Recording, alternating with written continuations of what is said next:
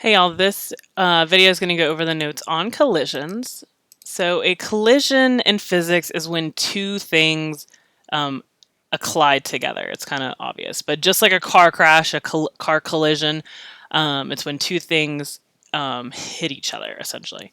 So there's two types, elastic collisions and inelastic collisions. An elastic collision is when the total momentum and the total kinetic energy between the two objects remain constant, and the two objects will bounce apart completely after the collision, right? And you can see that here in this first top one.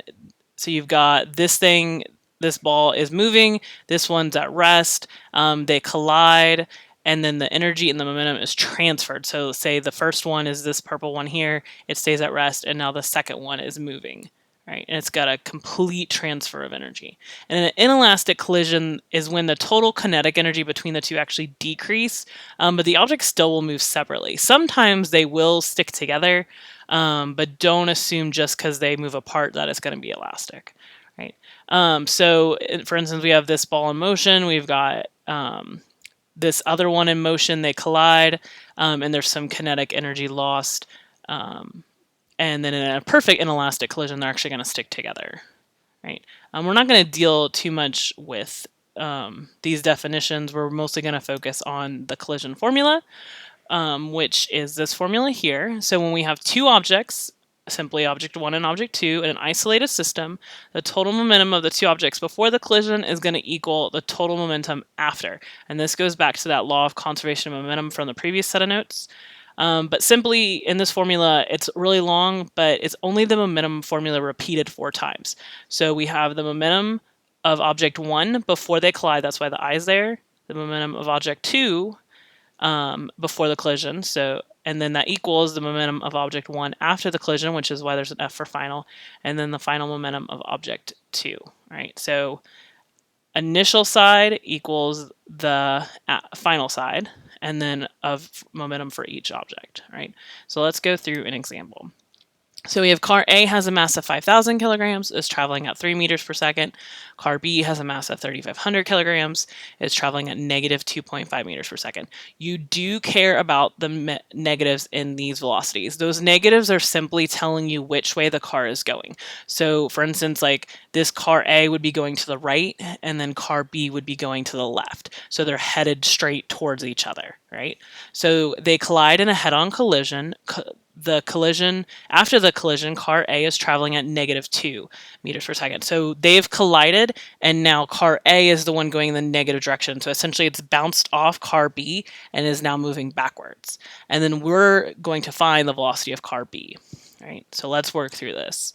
All right, so I've just pulled up the information again up here so we can reference it, but we're going to plug in all the information. So in our formula for 1 is going to be car A, and for 2's is going to be car B, right? So for the momentum of the car A before the collision, well, we're going to pull the mass of 5,000, the velocity is 3. Then we're going to add for car 2 its mass times its velocity of negative 2.5. Again, we do care about that negative. Right? That's going to equal the momentum of car 1 after they collide. So the same mass, we're assuming the cars did not lose any mass in the collision. Right? So it's 5,000 again times its new velocity of negative 2. Again, you care about the negative. Right? Then we'll add the mass of car 2, and then we're leaving the V2F alone because that's what we want to solve for. So now next step is to simplify this down. So we're going to go ahead and multiply each part. So the first part equals 15,000. We're going to add the second part, which is negative 7,000, equals negative 10,000 plus 3,500 from V2F. Right. So then to keep simplifying it down, we're going to combine the left side, which is going to equal 8,000 when we do that. And then the right side over on this side is still the same. Then we can move this negative 10,000 to the other side by adding 10,000 to both sides. That gives us 18,000 on the left, equals 3,500 V2F on the right. And then we just need to divide both sides by 3,500, and that gives us the 5.14 meters per second, equals our final velocity of the second car, or car B. Right, so that's our final answer. This formula generally is pretty straightforward for people who write it down and fill everything in. The most common mistake I typically see from students on this is they want to add this negative 10,000 and the 3,500. They like to do that step here, but mathematically that is incorrect to do because of it being multiplied right here. With these two being multiplied, going through and adding that together is not proper math. All right, so don't make that mistake and do that. Right, but that's it with this formula. We're going to try and keep collisions pretty straightforward right now. But if you have any questions, let me know.